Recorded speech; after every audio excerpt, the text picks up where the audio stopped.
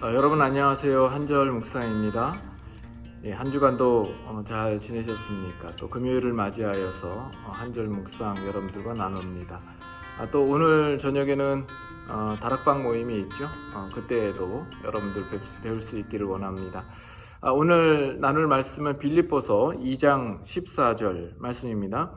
모든 일을 원망과 시비가 없이 하라. 모든 일을 원망과 시비가 없이 하라. 이 구절 전에 어떤 내용이 있냐면 두렵고 떨림으로 너희 구원을 이루라, 이렇게 12절에 말씀하고 있습니다. 그것을 연결하면 너희의 구원을 이루어 나갈 때 그 모든 일에 있어서 너희는 원망과 시비가 없이 하라라는 것이죠. 원망 없이 또 시비 없이 하라는 이런 권면은 사실 윤리나 도덕 속에서도 얼마든지 말할 수 있는 내용 아니겠습니까? 그렇지만 우리 그리스도인은 선량하고 또 윤리적인 인간, 그 이상의 존재입니다. 그러면 이 그리스도인의 행동과 또 기독교 윤리 및 도덕과는 어떻게 다른가? 이런 차이로 설명을 합니다. 땅에서 피어난 꽃과 꽃병에 꽂힌 꽃의 차이라. 꽃을 꺾어서 꽃병에 꽂아 놓으면 잠시 피어 있다가 나중에는 곧 시들고야 말겠죠. 그러나 땅에 심겨진 꽃은 계속 살아 있을 것입니다. 꺾은 꽃의 그 아름다움과 향기는 얼마간 즐길 수 있을지 모릅니다. 그렇지만 생명의 흐름이 끊겨 있기 때문에 그 이상은 지속되지 못하는 것이죠. 윤리적인 사람은 자신의 스스로의 의지와 또 자신이 스스로 가진 것으로 꽃 피우려고 하는 것입니다. 그러나 그것은 언제나 한계가 있을 수밖에 없는 것이죠. 그리스도인은 생명의 근원 대신 하나님과 연결되어 있습니다. 그래서 끊임없이 하나님으로부터 생명의 공급을 받고 신의 성품에 참여한 자로서 꽃을 피우는 것입니다. 이런 근본적인 차이가 있는 것입니다. 자신이 스스로 어떤 윤리적인 의지로 고상하고 교양 있는 어떤 모습으로서의 면모를 보여줄 수 있을지 모르지만 그것은 어디까지나 나를 증명하기 위한 것이고 또 나를 내세우기 위한 하나의 방편일 뿐입니다. 그러나 우리의 선함과 우리의 착함이라고 하는 것은 나를 죽이고 나를 구원하신 하나님의 그 성품을 드러내는 역할을 하는 것이죠. 그래서 하나님의 자녀의 핵심적인 특징이라는 것은 하나님의 자녀답게 행동하며 살아야 하고 또 오늘 구절로 치면 모든 일에 원망과 시비가 없이 해야 한다라는 겁니다. 여기 모든 일에라고 이야기를 합니다. 신자의 삶의 그 어느 부분도 예외가 없다라는 말이죠.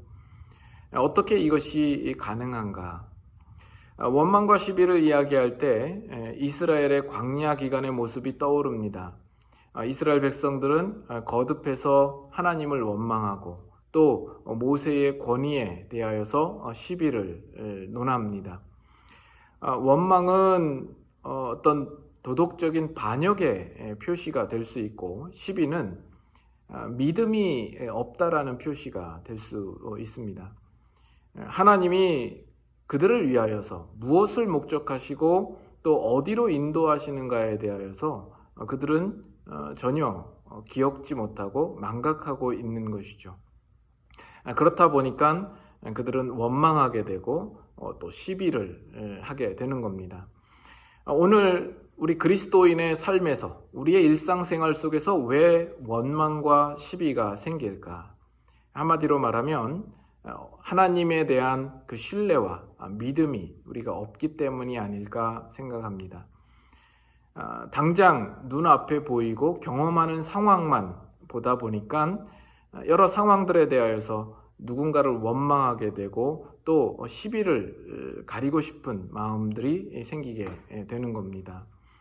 그러나 우리 마음에 분명한 믿음이 있고 우리의 고백이 나는 하나님의 자녀다. 하나님이 날 사랑하시고 언제나 염려하신다.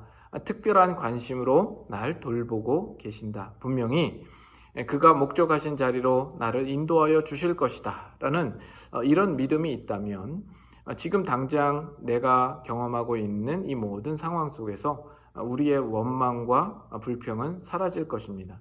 오히려 그 모든 일에 감사할 수 있는 것이죠. 우리가 하나님의 목적을 알기 때문에 그렇습니다. 가장 원망과 시비를 크게 가질 수 있는 분이라고 한다면 바로 예수 그리스도일 겁니다. 그는 근본 하나님의 본체이신데 인간의 몸으로 오셔서 가장 참혹한 십자가의 자리로 가야 했기 때문에 그렇습니다. 그러나 예수님께서는 하나님의 뜻을 알고 그의 기뻐하시는 목적대로 자신을 얼마든지 드리기로 기뻐하시고 또 자신을 내어주신 것이죠. 그 안에 원망과 시비가 아니라 감사와 순종으로 그 길을 걸으신 것입니다. 오늘 우리 그리스도인의 삶도 마찬가지입니다. 오늘 하루를 살아가는 동안에 여러분의 마음 가운데 원망과 시비가 싹트지 않기를 바라고 오히려 주를 믿는 그 믿음과 또 소망 가운데에 기쁨과 감사가 넘치는 이 하루가 되실 수 있기를 바랍니다.